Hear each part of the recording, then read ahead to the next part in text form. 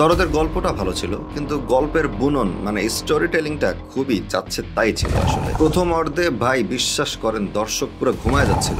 আপনারা যা জগাখুচিরি বানান এগুলো দেখে মেজাজ আরো খারাপ হয়। আমি তো ভাই ভদ্র মানুষ, অন্য কেউ তো আসলে হইলে গালিগালাজ শুরু করে দিতে পারে আপনাদের। বর্তমান সময়ের কথা তো বাদ, অতীত বর্তমান ভবিষ্যৎ সবকিছু মিলিয়ে সাকিব খান আসলে একটা মেগাস্টারে, বাংলা সিনেমা ইন্ডাস্ট্রিতে একটা মেগাস্টারে পরিণত হয়েছেন। সাকিব খানকে একটু ইউজ করে ভালো কিছু কাজ করলেই তো পারেন আপনারা। আপনাদের যে মূল কাজ মানে একটা ভালো গল্প আমাদের দেখানো, স্টোরি টেলিং এর দিকে একটু ফোকাস করেন না। সাকিব খানের নাম বেচা বেচা আর কত, এই লোকটারে দিয়ে আর কত মানে।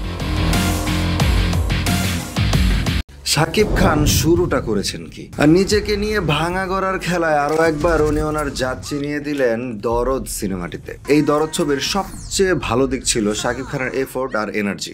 বয়স ওনার 40 পার হয়েছে বহু আগেই, তবে দরদ ছবিতে ওনাকে দেখতে লাগছিল ঠিক 24 বছরের একটা টকবগে তরুণের মতো।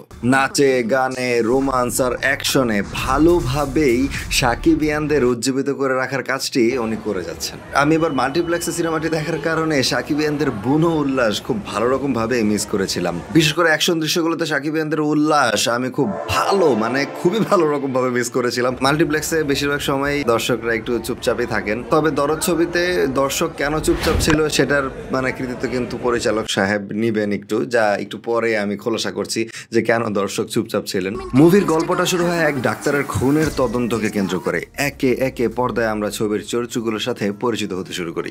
একজন সুপারস্টারের মারাত্মক ভক্ত আমাদের গল্পের নায়িকা ফাতেমা। নায়ক দুলু মিয়া নায়িকা ফাতেমাকে নিয়ে সুপারস্টারের শুটিং দেখতে যায়। দুলু মিয়া ভয়ঙ্কর রকমের বউ পাগল একজন মানুষ, তো যে সমস্ত আপু ক্ষেত্রবিশেষে ভাবিরা বউ পাগল স্বামী বা ছেলেদের পছন্দ করেন তারা কিন্তু দরদ ছবিটা দেখে ভালোই মজা পাবেন আশা করছি। আমাদের গল্পের দুলু মিয়া বউকে খুশি করতে যে কোনো ধরনের পাগলামি করতে পারে। গল্প সামনে এগোতে এগোতে আরো বেশ কয়েকটি খুন হয়ে যায়। পর্দায় আসে অগ্নি, একজন মারদাঙ্গা লেডি পুলিশ অফিসার। এই চরিত্রটিতে অভিনয় করেছেন পায়েল। ওনার অভিনয় ভালো ছিল। ওনার চরিত্রটা মানি হাইস্টের এই চরিত্রটা থেকে ভালো রকম ভাবে ইন্সপায়ার্ড ছিল বোঝা যায়। তবে ওই চরিত্রটিকে মানি হাইস্টের সেই অভিনেত্রী অনেক টপ নচ লেভেলেরই করে উপস্থাপন করেছিলেন আমাদের সামনে।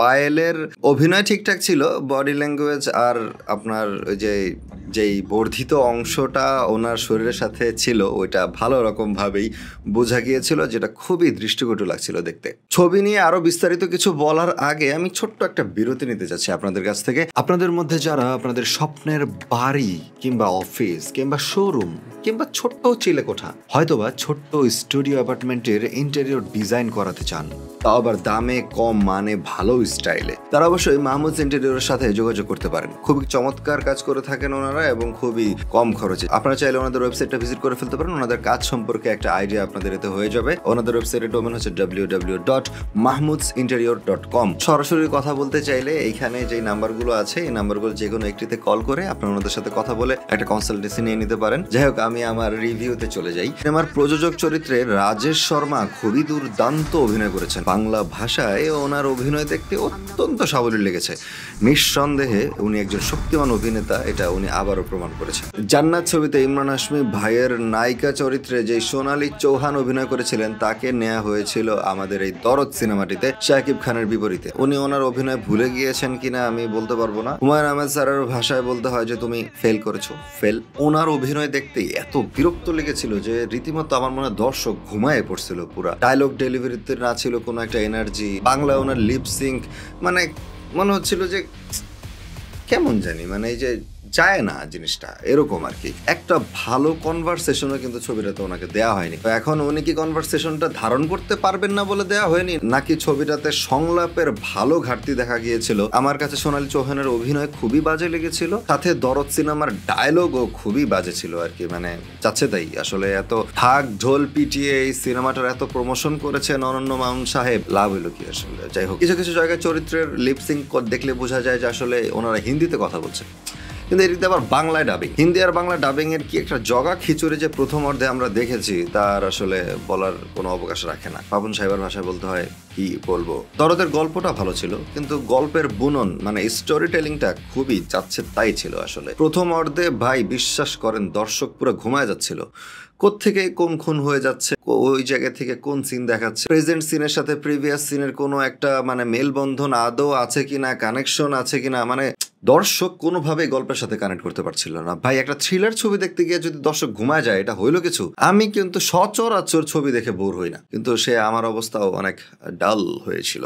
অনন্য মামুন সাহেব উনি মার্কেটিংটা খুব ভালো বুঝলেও চলচ্চিত্র পরিচালনার কাজে এখন পর্যন্ত খুব বেশি একটা মনসিয়ানা উনি দেখাতে পারেননি। আমি বলতে কোনো রকম দ্বিধাই রাখছি না, শাকিব খানকে এই পর্যন্ত সবচেয়ে ভালোভাবে ব্যবহার করতে পেরেছিলেন আমাদের পরিচালক রায়হান রাফি সাহেব। তুফান ছবিটা আপনারা যারা দেখেছেন তারা অবশ্যই বলতে পারবেন যে আমি ঠিক নাকি বেঠিক বলছি। দরদ ছবিটা দ্বিতীয়ার্ধের শেষের দিকে গিয়ে একটু ইন্টারেস্টিং হতে শুরু করে, কিন্তু ততক্ষণে তো দর্শক সিনেমার কাহিনী সব বুঝেই গিয়েছে। ছবিটা দেখা শেষ করার পর আমার কাছে মনে হয়েছিল ছোট্ট একটা গল্পকে অযথাই কিছু জায়গায় টানতে টানতে বড় করা হয়েছিল, এই জন্যই আমাদের প্রথমার্ধে দেখতে খুব বিরক্ত লাগছিল। ছবির সিনেমাটোগ্রাফি এবং কালার গ্রেডিং ভালো ছিল।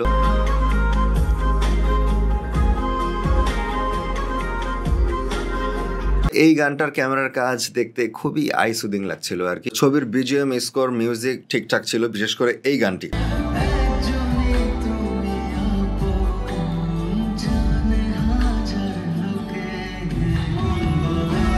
এই গানটি খুবই চমৎকার ছিল। শাকিব খানের চমৎকার অভিনয়ের সাথে চমৎকার একটা মেলোডিয়াস গান কারই না ভালো লাগবে আসলে। অনন্য মামুন সাহেব, জানি না আমার ভিডিও কখনো আপনার চোখে পড়বে কিনা, যদি চোখে পড়ে থাকে তাহলে আমি এই কথাটি আপনাকে উদ্দেশ্য করে বলতে চাচ্ছি।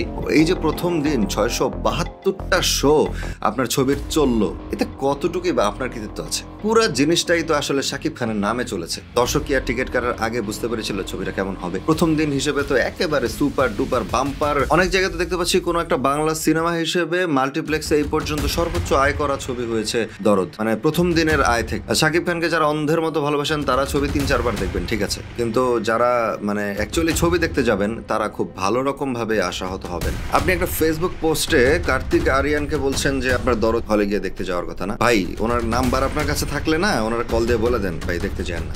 উনি শুধু বাংলা সিনেমা সম্পর্কে একটা খারাপ ভাইব পাক, এইটা আসলে দর্শক হিসেবে আমি চাই না। বাংলা সিনেমার একনিষ্ঠ দর্শক হিসেবে আমি অবশ্যই চাই না। এই যে দর্শকদের আবেগ অনুভূতি নিয়ে আপনারা যে ছিনিমিনি খেলেন না, এই জিনিসটা খুবই বিরক্তিকর। আমরা যখন ছবিটা টিকিট ম্যানেজ করতে যাই, আমাদের কিন্তু ভালো রকম ভাবে কাঠখড় পোহাতে হয়েছিল। টিকিট পাওয়া যাচ্ছিল না কোথায়? সিনেপ্লেক্সের সবগুলা শো অলমোস্ট বুকড, আর সিনেপ্লেক্সের যেই মানে ওয়েবসাইট সেটা তো আসলে একটু বেশি ট্রাফিক হিট করলেই তো বেচারা ধরো মরমর অবস্থা হয়ে যায়। সিনেপ্লেক্সের কর্তা ব্যক্তি কেউ যদি আমার এই ভিডিওটা দেখেন, আমার একটা স্টার্টআপ আছে বার্সনেস ক্লাউড, আমরা মানুষের জন্য ওয়েবসাইট, সফটওয়্যার সিস্টেম সলিউশনস অনেক কিছু দিয়ে থাকি। আপনারা চাইলে ভাই আমার সাথে যোগাযোগ করেন, আপনাদের ওয়েবসাইটটাকে খুবই চমৎকার ভাবে লোড ব্যালেন্সিং করে দিব। মানে আপনাদের ট্রাফিক একটু গেলেই ওয়েবসাইটের অবস্থা ডাইল হয়ে যায়। যাই হোক, অনেক কষ্ট করে টিকিট পাইতে হয়েছে। মিরপুরের ওই সনিতে যে সিনেপ্লেক্সটা আছে ওইটার টিকিটটা শেষ পর্যন্ত ম্যানেজ করতে পেরেছিলাম 1:40-এ। আরেকটু বলে রাখি, আমি থাকি একদম ঢাকার সর্বদক্ষিণে, তো ওইখান থেকে আমার মিরপুর যাইতে আমার অবস্থা পুরাই ডাইল হয়ে যায় আসলে মিরপুর যাইতে গেলেই। যাই হোক, এত টাকা পয়সা খরচ করে এত পরিশ্রম করে একটা ছবি দেখতে যাব, ভালো লাগবে, ভালো একটা অনুভূতি হবে, এই জিনিসটা নিয়ে আমি আসলে আমার বাড়িতে ফেরত আসতে চেষ্টা করব। কিন্তু আপনারা যা জগাখুচুরি বানান এগুলো দেখে মেজাজ আরো খারাপ হয়। আমি তো ভাই ভদ্র মানুষ, অন্য কেউ তো আসলে ওইলে গালিগালাজ শুরু করে দিতে পারে আপনাদের। প্লিজ একটু মনোযোগ দিয়ে নিজের কাজটা করেন। শাকিব খান অনেক বড় একটা স্টার, অনেক বড়। বাংলা সিনেমা ইন্ডাস্ট্রিতে ওনার চেয়ে বড় সুপারস্টার আর কেউ আসবেন কিনা বর্তমান সময়ের কথা তো বাদ দেয়, অতীত বর্তমান ভবিষ্যৎ সবকিছু মিলে শাকিব খান আসলে একটা মেগাস্টারে, বাংলা সিনেমা ইন্ডাস্ট্রিতে একটা মেগাস্টারে পরিণত হয়েছেন। সেই শাকিব খানকে একটু ইউজ করে ভালো কিছু কাজ করলেই তো পারেন আপনারা। একটু আপনাদের যে মূল কাজ, মানে একটা ভালো গল্প আমাদের দেখানো, স্টোরি টেলিং এর দিকে একটু ফোকাস করেন না। শাকিব খানের নাম বেচা আর কত। যাই হোক, অনেক নেগেটিভ কথাবার্তা বলে ফেললাম। তবে শাকিব খানের অভিনয় দুর্দান্ত ছিল, কিছু কিছু জায়গায় ওনার অভিনয় দেখতে খুবই ভালো লেগেছিল। তবে যাই হোক, ওনাকে দিয়ে আসলে মানে সেই মাপের একটা কাজ আনতে পারেন নাই, এটা পরিচালকদেরই ব্যর্থতা বলবো, আমি শাকিব খানের কোনো ব্যর্থতা বলবো না। উনি ওনার এফোর্টের কোনো কমতি রাখেন না, উনি যথেষ্ট পরিশ্রম করেন ওনার একটা ছবিতে ভালো কাজ দেওয়ার জন্য। আমার এই ভিডিও এখন পর্যন্ত যারা দেখছেন তাদের মধ্যে অনেকে আছেন খুবই উচ্চ মার্গীয়, তারা আমাকে গালিগালা শুরু করে দিতে পারেন। আপনারা গালি দেন আর যাই দেন ভাই, ঠিক আছে, ছবিটা আসলে এত ভালো হয় নাই। শাকিব খানকে দেখতে ভালো লাগছিল, দ্যাটস ইট। যাই হোক, ভিডিওটা এখানে শেষ করতে যাচ্ছি। দরদ সিনেমাটা যারা দেখেছেন তারা একটু আমাকে কমেন্ট করে জানান তো কেমন হয়েছে ছবিটা। আর যারা দেখতে যাননি এখন পর্যন্ত তারা ছবিটা দেখতে যেতে পারেন। দরদ সিনেমাটিতে শেষের দিকে খুব ভালো একটা গান আছে, আপনাদের দেখতে ভালো লাগবে। লক্ষ কোটি শাকিবিয়ান যারা আছেন তারা একটু কমেন্ট করে জানান তো শাকিব খানকে দেখতে এই সিনেমাটাতে কেমন লেগেছিল, শাকিব খানের অভিনয় কেমন ছিল, শাকিব খানের ডান্স কেমন কেমন ছিল, অ্যাকশন কেমন ছিল, মানে সবকিছু মিলে শাকিব খানকে নিয়ে শুধু মন্তব্য করবেন। আমাকে যারা নতুন দেখছেন তারা যদি মনে করেন আমার চ্যানেলটাকে সাবস্ক্রাইব করা যায় তাহলে please do hit the subscribe button. The J Naim show এই পেজটাকে ফলো করে দিতে পারেন। আর মহা শাকিব ভক্ত সাকিবিয়ানদের উদ্দেশ্য করে বলছি, ভিডিওটাতে অবশ্যই লাইক দিবেন ভাই। লাইক দেওয়া ছাড়া কোনো গতি নেই, এখনই দেন। ওকে, আমি জে নাইম চৌধুরী, আস্তালা বিস্তালা।